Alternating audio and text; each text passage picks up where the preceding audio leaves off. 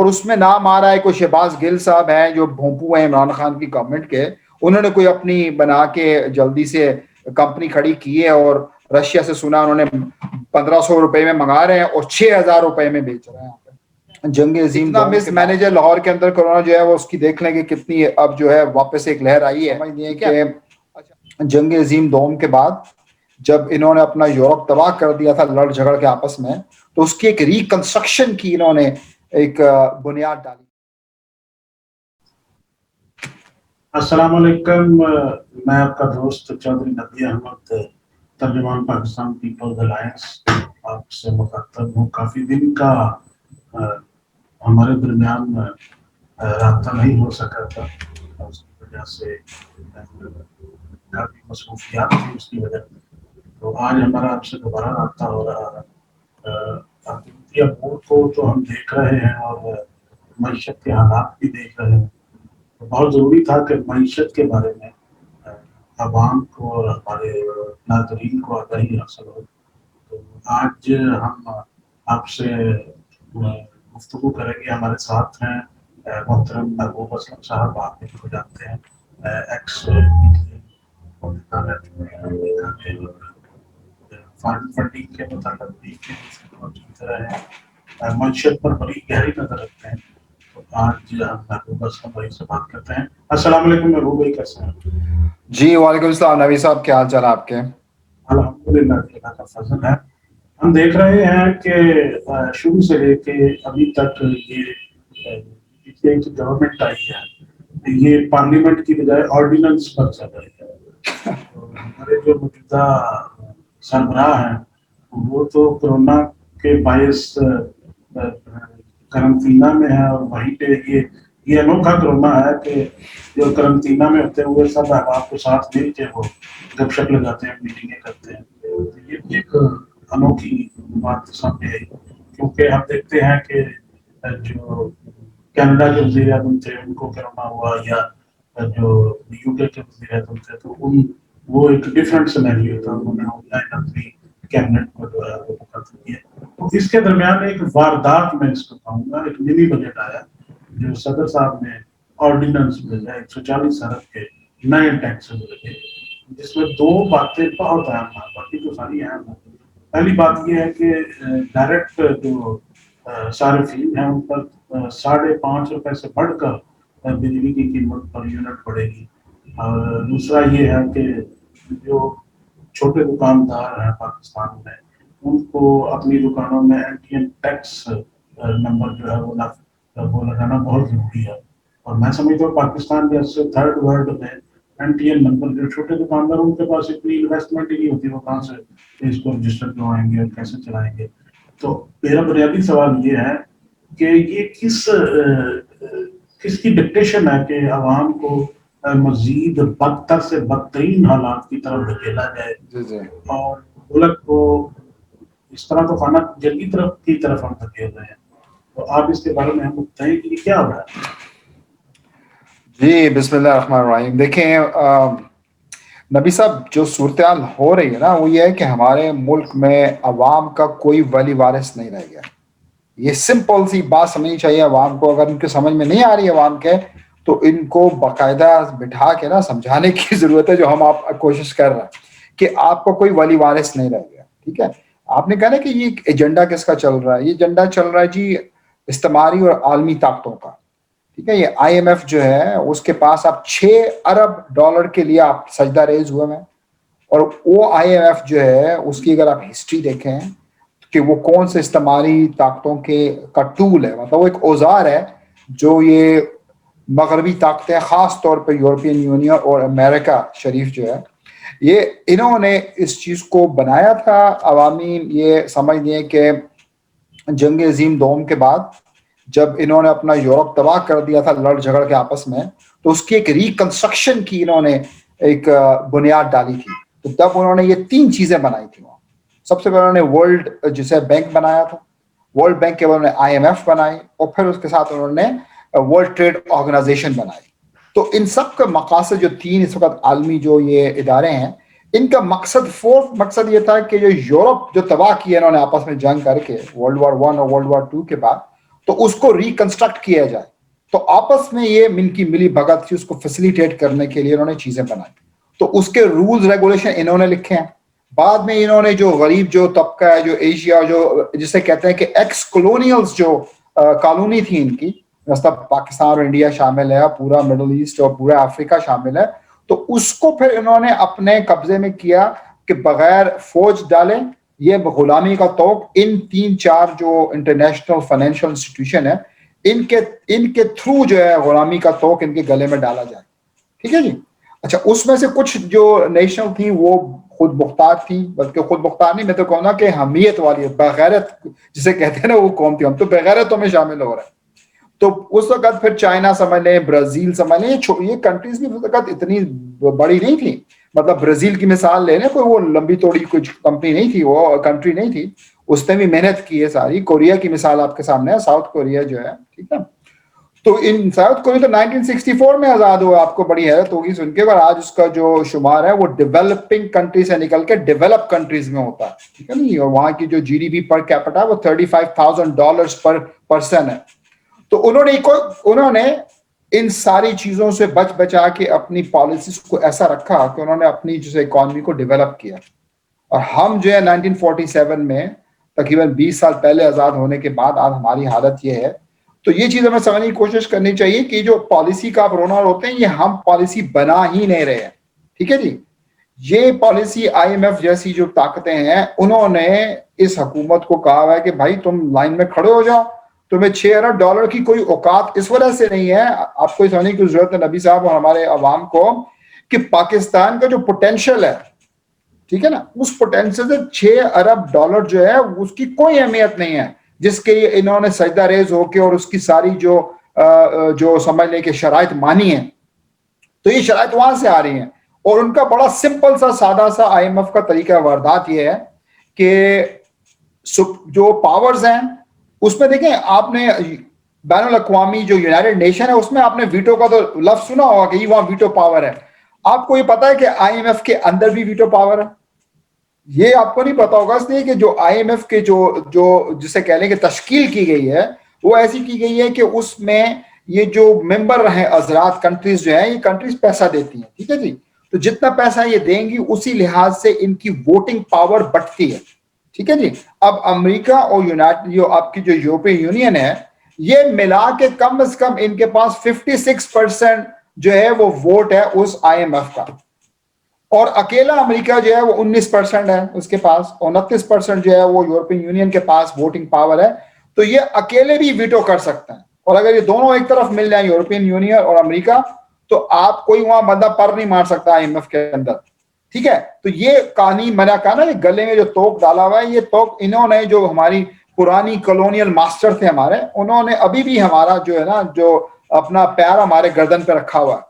تو یہ نالائکی کس کی ہے؟ نالائکی تو ہماری گورنمنٹ کی ہے نا, کہ وہ کیوں جاتے ہیں وہاں. $6 ارب آپ کے ساتھ ابھی یہاں پہ آپ جو چائنا کے ساتھ کوریڈور کھولا تھا, اکنامک کوریڈور, اس میں تو سننے میں آتی تھی کہ $65 بلین کی انویسٹمنٹ ہے. تو کہاں $65 بلین, کہاں $6 بلین کے لیے آپ نے بھیک مانگی ہوئی ہے اور پوری عوام کو ذلیل کروایا ہوا آپ نے آئی ایم ایف کے ہاتھوں. تو یہ آئی ایم ایف کیا کرتا ہے کہ جناب یہ کہتا ہے کہ آپ کو ہم سے چاہیے قرضہ, ہم آپ کو قرضہ دیں گے, لیکن آپ نہ صرف اپنی اکنامیکل پالیسیز کو بدلیں گے بلکہ آپ اپنی سماجی سوشل پالیسیز کو جو عوام کی بہتری کے لیے کی جاتی ہیں ان کو بھی ٹائٹ کریں گے آپ. مطلب عوام کو سبسڈی دینا بند کریں آپ ان کی جو تیل اور پیٹرول کی قیمت بڑھائیں, آپ گیس کی قیمت بڑھائیں, آپ پانی کی قیمت بڑھائیں, آپ ایجوکیشن کا بجٹ نیچے لائیں, ہیلتھ کا بجٹ نیچے لائیں.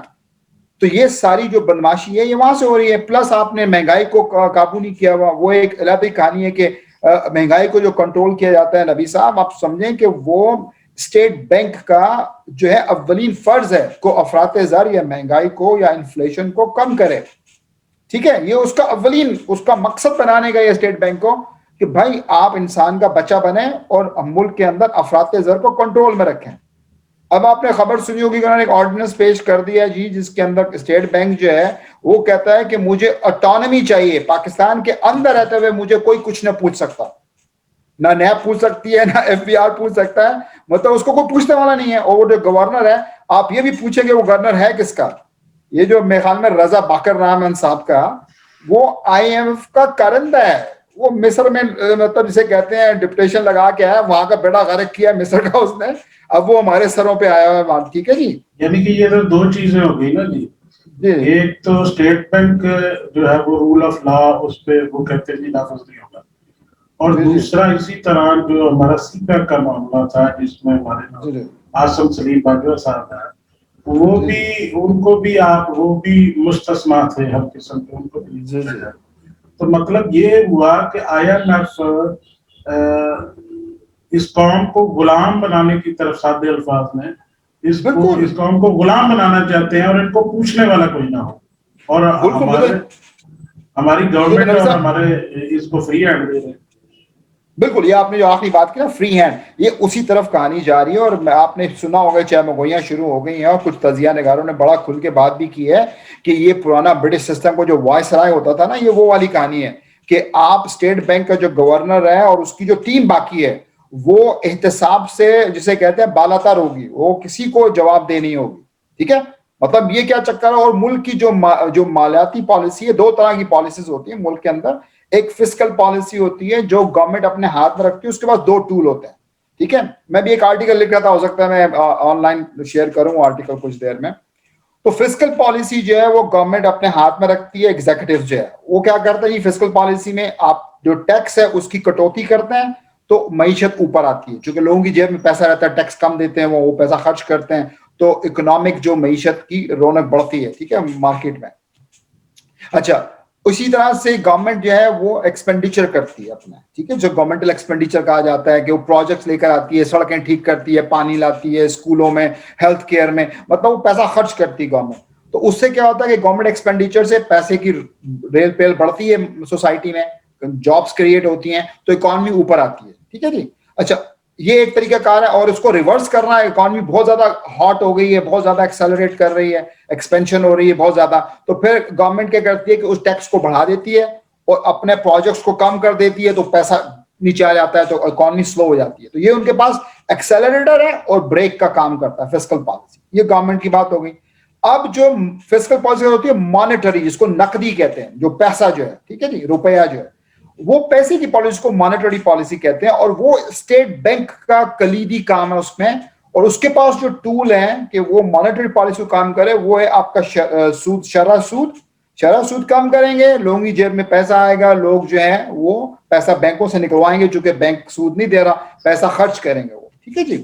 اسی طرح سے کیا ہوتا ہے کہ ان کے پاس پھر جو حکومتی بانڈز ہوتے ہیں وہ بانڈ بیچے جاتے ہیں یا خریدے جاتے ہیں. اگر گورنمنٹ جو ہے بانڈ جو ہے خریدتی ہے تو بانڈ خرید کے پیسہ عوام کو دیتی ہے, تو وہ پیسے کی مطلب مانیٹری سے کہتے ہیں نا, وہ بڑھ جاتی ہے منی سپلائی. تو یہ دو تین چیزوں پر ریزرو سسٹم ہوتا ہے کہ بینکوں کا جو ڈپازٹ ہم جمع کراتے ہیں اس کا ایک ریزرو سسٹم ہوتا ہے کہ آپ نے اگر فرض کریں کہ $100 جمع کرایا آپ نے, یا $100 جمع کرایا بینک کے اندر, تو بینک کو اسٹیٹ بینک کہتا ہے لوکل بینکس کو کہ بھائی آپ کی جو ریزرو لمٹ ہے وہ ہے 10%. مطلب یہ ہے کہ 100 میں سے آپ نے $10 رکھنا ہے, اور 90 جو ہے وہ آپ قرض کے طور پہ آگے دے سکتے ہیں. ٹھیک ہے, اب اگر اکانومی ٹینک کر رہی ہے تو وہ کہتے ہیں ٹھیک ہے جی, اب 10 کی جگہ 5 کر لیں, مطلب $5 رکھیں اور 95 روپے جو ہے وہ لوگوں کو قرضہ دیں. تو اس سے پھر کیا ہوتا ہے, اکانومی بڑھتی ہے. جو کلیدی کام ہے دونوں پہ IMF نے کہا کہ جی سوال ہی پیدا نہیں تو بیٹا اب ہم لوگ چلائیں گے تمہارا ملک. مطلب جس ملک کی مالیاتی پالیسی اسٹیٹ بینک اٹانومی مانگے, اور وہ بھی صرف $6 بلین کے لیے ذلیل ہو رہے ہیں ہم لوگ. اور یہ گورنمنٹ کا قصور ہے سارا, انہوں نے سارے پتہ نہیں گدے جمع کیے ہیں, کسی کو عقل ہے نہیں. ٹھیک ہے چلا. تو یہ اب وہ پالیسی جو ہے اس ملک کی پالیسی جو کہ نیوکلیر کہنے کا نیوکلیر پاور ہے, اس کی مالیاتی پالیسی جو ہے وہ اغیار بیٹھ کے چلائیں گے. وہ فیصلہ کریں گے کہ ٹیکس کتنا بڑھانا ہے, وہ فیصلہ کریں گے شرح سود کتنی دینی ہے, وہ فیصلہ کریں گے کہ آپ کو ایجوکیشن پہ کتنا خرچ کرنا ہے, وہ فیصلہ کریں گے عوام کو پانی ملنا نہیں چاہیے, دوائی ملنی چاہیے یا نہیں چاہیے. تو یہ کون سی آزادی ہے بھائی؟ آپ تو رونا رو رہے ہیں, یہ بجٹ کی بات کر رہے ہیں. اس ملک کے اندر کسی کے ہاتھ میں کچھ رہ نہیں گیا. ٹھیک ہے, اس میں ایک اور چیز ہے نا جی, ایک طرف تو یہ جتنے معاملات نے بتائے ہیں وہ بالکل واضح ہے, اس کے اگینسٹ گورنمنٹ جا رہی ہے, نہ مارکیٹ میں پیسہ پھٹکا گیا, نہ ڈیولپمنٹ ہوئی, نہ جاب کریشن ہوئی, بلکہ لوگوں کا روز بروز خون نچوڑا گیا. اور دوسری طرف ہم یہ دیکھتے ہیں کہ جو حکومت کے للے تللے ہیں, جیسا کہ 23 मार्च की तकरीब को 25 मार्च को मनाया गया और उस पर $3 अरब कौम के जो है वो पटाखों में सर्कस में उड़ा दिए गए और ऊपर से बिल्कुल हमारे मुल्क में जहां पूरी दुनिया ने कोरोना को बहुत सीरियस किया और हमारी तरफ अब सबके बाद कोरोना बढ़ना शुरू हो चुका है हुकूमती आदादोशुमार के मुताबिक इस दफा इन दिनों में जो है सिचुएशन इंतहाई जो है वो बुरी हो चुकी है और हमारे इर्द गिर्द लॉकडाउन सख्त तरीन होते जा रहे हैं रोज बरोज, जहाँ लोगों के खाने के लिए रोटी नहीं है और अगर लॉकडाउन हो गए तो वो उनका कोई पुरसाने हाल नहीं होगा। तो ये हुकूमती लल्ले तलल्ले और जो हमारा जो अदालती निज़ाम है जो हमें इंसाफ फराहम किया जाता है उस इंसाफ के अगेंस्ट जो उनकी मराहत है वो देखते वो तो बादशाहों जैसी है। तो ये तो बैर दर बैर है इस कौम से। तो ये कौम इससे कैसे निकलेगी? ये इस पे क्या किया जा सकता है कि कौम को पता चले कि भाई आप तो आपके तो गले को दबाया जा रहा है।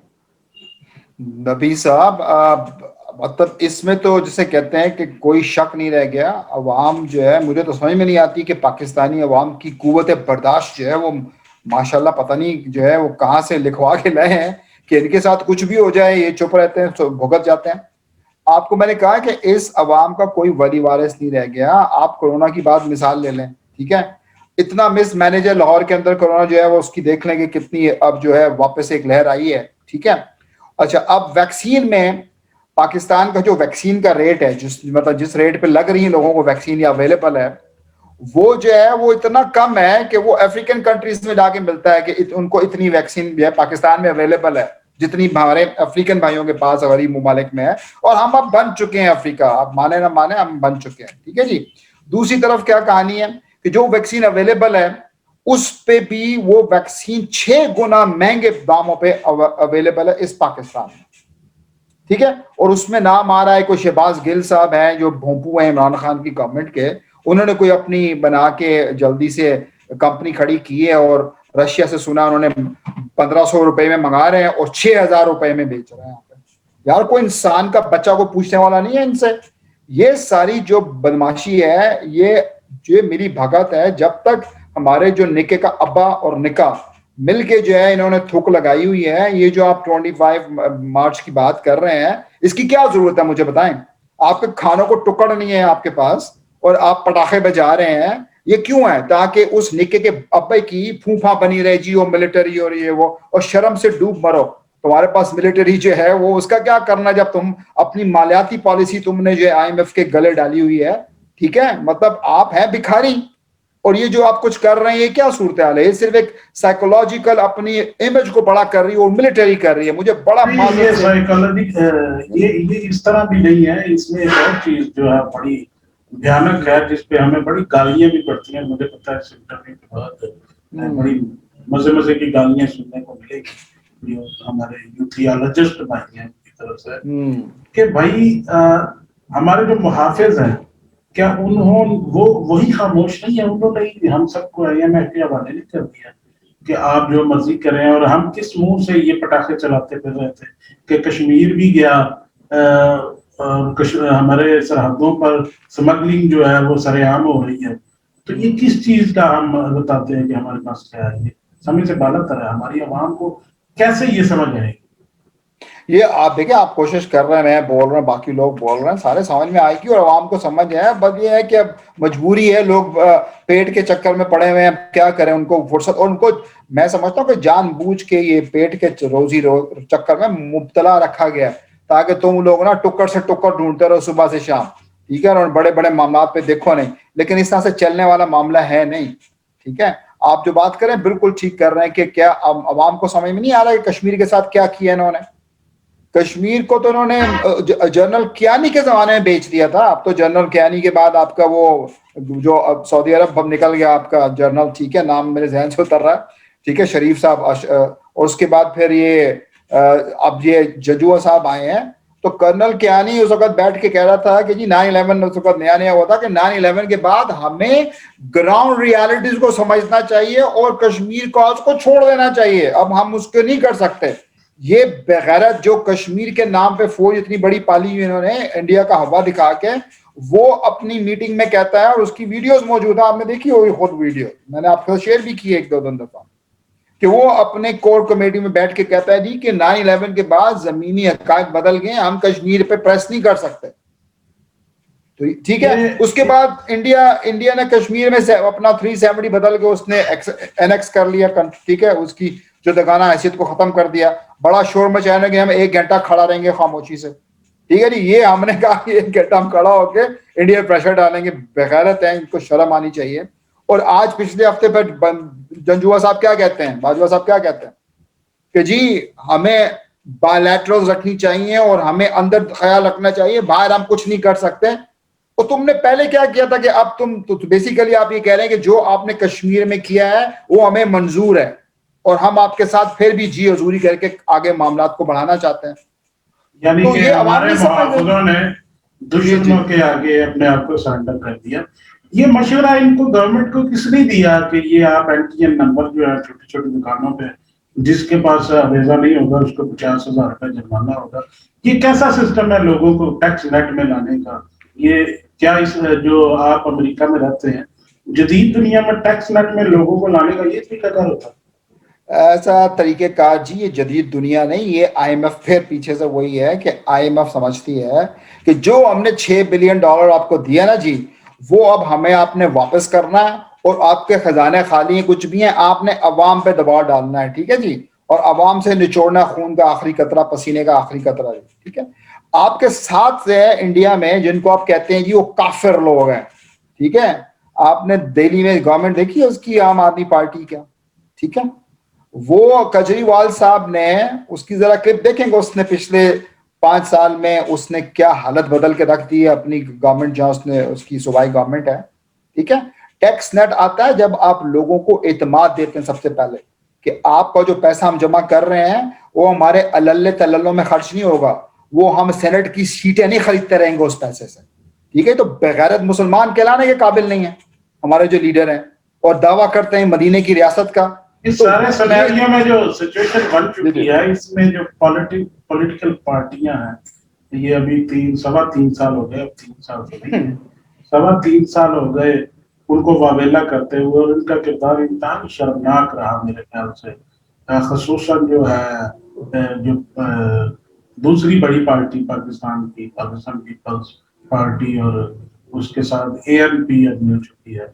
تو اسٹل ابھی ہم دیکھتے ہیں پی ایم ایل ایم تو کھڑی ہے اسٹیبلشمنٹ کے خلاف, ابھی ان کے بیانات ہیں, لیکن میں سمجھتا ہوں کہ شاید جس کی باری جس کے ساتھ پہ بات نہیں ہے وہ مخالف ہے.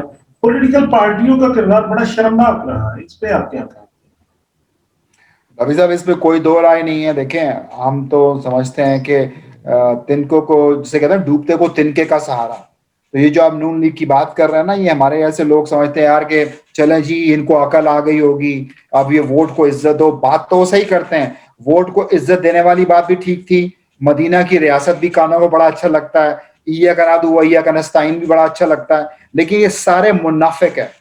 یہ منافق لوگ ہیں جو کبھی عوام کے اسلامی جذبات سے کھیلتے ہیں, کبھی قومی غیرت سے کھیلتے ہیں, اور کبھی سماجی اور سوشل انڈیپینڈنس جیسے جی ووٹ کو عزت دو, ٹھیک ہے. یہ کان کو تو بڑا اچھا لگتا ہے ووٹ کو عزت دو, لیکن مسئلہ یہ ہے کہ ان پہ کتنا ٹرسٹ کر سکتا ہے, وہ کیسے ٹرسٹ کر سکتے ہیں. آج اقتدار سے باہر ہوئے ہیں, ٹھیک ہے, تو یہ کہتے ہیں جی کہ ووٹ کو عزت دو, لیکن جب آپ اقتدار میں تھے تو آپ نے کیا کیا. لیکن میں پھر بھی کہتا ہوں چلیں آپ کو عقل آ گئی ہوگی, فرض کریں ان کو یہ دفعہ, یہ دیکھنا تاریخ اپنے آپ کو دہرا رہی ہے. جب یہ دبئی اور جدہ بھاگے ہوئے تھے تو اس وقت بھی واپس جب بات ہم نے کہا جی عقل آ گئی ہوگی, ٹھیک ہے, تو ان کی تو پھر بھی وہ عقل نہیں آئی, اب پھر جی عقل آ گئی ہوگی. تو یہ مجھے نہیں, آپ بالکل صحیح کہتے ہیں کہ جو سیاسی پارٹیاں ہیں یہ اسٹیبلشمنٹ کی A اور B اور C ٹیمز ہیں, ٹھیک ہے. یہ اس وقت شور مچاتے ہیں جب ان کو اقتدار سے باہر کیا جاتا ہے, جب جو ابا ہے وہ نکے کو بدل لیتا ہے, جب وہ نیا لاڈلا لے کر آتا ہے تو پرانے لاڈلے کو تکلیف ہوتی ہے, وہ چیخنا شروع کر دیتا ہے, جس طرح بچے کے منہ سے نپل نکل جاتا ہے نا جو چیختا ہے, تو ان کے منہ میں چوسنی دینے والی بات ہے, تو یہ چپ ہو جائیں گے سارے, ٹھیک ہے. ایک تو چوسنی مل گئی نا آپ کے زرداری صاحب کو, ٹھیک ہے, تو وہ خوش ہے. اب وہ انہی نکے کے اب جو سلیکٹر کو چیخے مارا تھا, آج وہ خود جو ہے وہ سلیکٹڈ ہو گیا, تو وہ بڑے سکون میں مزے میں ہے وہ.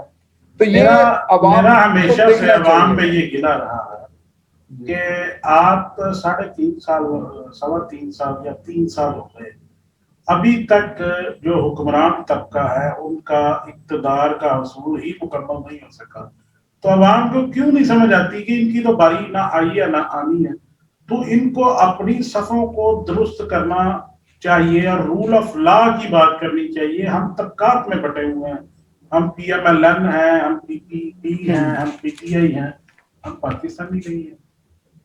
بالکل نبی صاحب، یہی ہمارا جو میں سمجھتا ہوں کہ ہم بحیثیت قوم ہمیں شعور نہیں دیا گیا، اور جو جن کو شعور ملا ہے وہ پھر اپنے اپنے 2 اینٹ کی مسجد بنا کے سائڈ پہ ہو گئے ہیں۔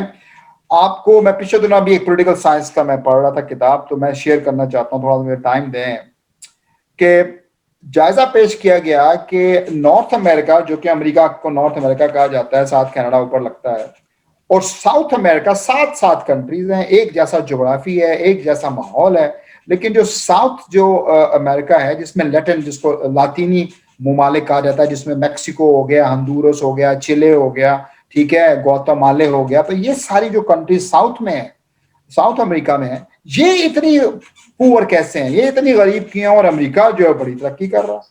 تو لوگوں نے اس کا جو تجزیہ کار ہیں، جو ریسرچر ہیں، ریسرچ کر کے لگائی کہ جن کنٹریز نے اول دن سے اپنے انسٹیٹیوشنز میں ڈیموکریسی لے کر آئے ہیں، ٹھیک ہے، اپنی عوام کو انکلوسو کیا ہے، عوام کو تعلیم دی ہے، ان کی صحت کا خیال رکھا ہے، اور ڈیموکریسی جمہوریت کو پنپنے دیا ہے، انہوں نے ایسی پالیسیز بنائی ہیں جو عوام کی بہبود کے لیے کام کرتی ہیں، اور ان کے جو انسٹیٹیوشنز ہیں، وہ چاہے ان کی پبلک جو ہے آپ کا جو گورنمنٹ ہے، ٹھیک ہے، جو ایگزیکٹیوز ہو گئی یا جو لیجسلیچر ہے، اور عوام کی جو فوج سمجھ لیں، ٹھیک ہے، ساتھ ساتھ پھر ان کے جو بینکنگ کے ادارے ہیں، جو ان کے سٹی مینجمنٹ ہے، ان کے ایجوکیشن انسٹیٹیوشنز ہیں، یہ سارے ادارے وہ اسی بیس پہ بنائے گئے ہیں کہ ہمیں عوام کی فلاح و بہبود کو بڑھانا ہے۔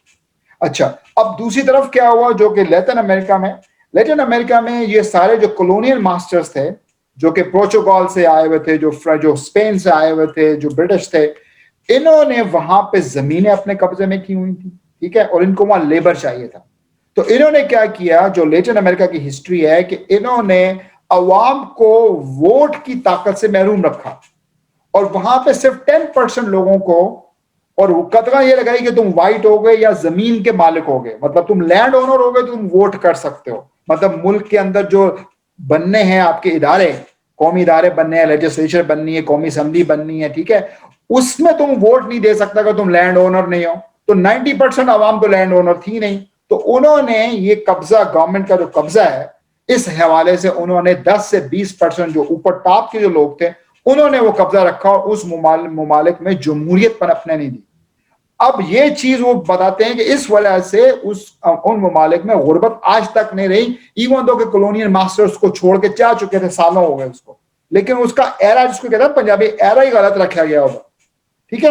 اچھا، اب چاہتا آپ سے کہ اگر آپ اس چیز کو سمجھ گئے ہیں کہ ملک میں جو بنیاد رکھی جاتی ہے، وہ اگر ملک کا خاص طبقہ سارے وسائل پہ قابو ہو، اور عوام کو شعور ہی نہ دے، اور شروع دن سے وہ عوام کے مفاد کے لیے پالیسیز نہ بنائیں، تو یہ آپ ہسٹری لے کے پاکستان پہ اپلائی کر لیں، تو آپ کو سمجھ میں آئے گا کہ ہمارے ساتھ جناح صاحب کی اللہ تعالیٰ نے جو ہے وہ عمر اتنی رکھی، اور ان کے ساتھ جو ہوا وہ بھی آپ کے سامنے ہے کہ ان کی ایمبولینس کا مسئلہ جو تھا، ٹھیک ہے۔ اچھا، لیاقت علی خان کو شہید کر دیا گیا، ٹھیک ہے، محترمہ فاطمہ جناح کو غدار وطن کہا گیا۔ تو یہ کون پاورز تھی جو پاکستان میں جو ہیں، جنہوں نے اپنے وسائل پہ قبضہ کیا؟ تو اس میں ملٹری اسٹیبلشمنٹ کا نام آتا ہے، ٹھیک ہے، اس اسٹیبلشمنٹ میں ملٹری ساتھ ہے، پھر آپ کے بیوروکریسی ساتھ ہے، اور پھر آپ کے کرپٹ جو سیاست دان شامل ہے۔ تو یہ جو ٹرائکا ہے، ٹھیک ہے، بیوروکریسی، ملٹری اور کرپٹ سیاست دان، یہ 3-4 وہ لوگ ہیں جو پاکستان میں وسائل پہ قابو میں ہیں، انہوں نے کیا ہوا، وہی جو لاطینی امریکہ میں یا ساؤتھ امریکہ میں ہوا ہوا ہے، ٹھیک ہے، اور ملک کے اندر ایسی پالیسیز بننے ہی نہیں دی گئی کہ جو عوام کی مفاد کے لیے عوام کے کو وسائل پیدا کر کے دیں، ان کو اپرچونٹی دیں، اور وہ ترقی کریں۔ اب ہمارے اور آپ جیسے پڑھے لکھے لوگوں کا یہ فرض بنتا ہے کہ وہ ان سارے تاریخی حقائق کو سامنے رکھیں، اور لوگوں کی کو آگاہی کا سلسلہ جاری رکھیں. آپ کے پروگرام کا نام بھی آگاہی ہے اور مجھے بڑا پسند ہے آپ کا پروگرام کہ یہاں پہ ہم کھل کے بات کرتے ہیں, اور امید ہے کہ ہمارے جتنے بھی سننے والے ہیں وہ ان تاریخی حقائق کو سمجھیں گے اور ان کو سمجھ میں آئے گا کہ پاکستان کے ساتھ آخر یہ چکر ہو کیا رہا ہے. تو عوام کا کوئی یہاں پہ جسے کہتے ہیں پرسان حال نہیں رہ گیا. میں ایک مثال آخری دیتا ہوں. پاکستان میں جو گورنمنٹ کی آپ بات کریں, موجودہ گورنمنٹ کی, جس گورنمنٹ نے 60% پاپولیشن پنجاب میں رہتی ہے, نہیں رہتی پاکستان میں رہتی ہے نا جی, اور وہاں پہ جب آپ نے اس 2% کے ڈفر کو, جس کو بزدار نام ہے جس کا, اس کو آپ نے چیف ایگزیکٹو لگایا ہوا ہے, تو آپ کو جہاں سے سمجھ میں آ جانی چاہیے کہ اس ملک کی عوام کے ساتھ کون کتنا سنسیئر ہے. یہ کوئی سنسیئر نہیں ہے, یہ سب 2 نمبر ہی چل رہی ہے ہر طرف. سمپل سی بات. بھائی میں آپ کا بڑا شکریہ ادا کرتا ہوں, آپ اپنے قیمتی وقت میں سے وقت نکال کے ہمیں دیتے ہیں. ناظرین ایک بات ہمیشہ یاد رکھیں, طاقت جمہوریت میں صرف عوام کے پاس ہوتی ہے. اس بات کو عوام کو سمجھنا ہو. ادارے, گورنمنٹ, IMF, استعماری قوتیں کوئی طاقتور نہیں ہے اگر آپ عوام آگاہی رکھتی ہے اور جمہوریت اور رول آف لا پر قائم رہتی ہے تو وہ سب سے زیادہ طاقتور ہے. اس کو کوئی بھی نقصان نہیں پہنچا سکتا. ہمیں اس کو سمجھنا ہوگا, ہمیں رول آف لا کی طرف آنا ہوگا, ہمیں شخصیت پرستی سے باہر نکلنا ہوگا تاکہ ہم اپنے ملک کو اور اپنے ملک کے مستقبل کو, جو ہمارے بچوں کا مستقبل ہے, اس کو محفوظ رکھ سکیں. میں آپ کا بڑا شکریہ ادا کرتا ہوں. گزارش کروں گا چینل کو سبسکرائب کریں اور بیل آئیکن کو ضرور دبائیں تاکہ آئندہ آپ کو نئی ویڈیوز کے نوٹیفکیشن ملتے رہیں. بہت شکریہ. السلام علیکم.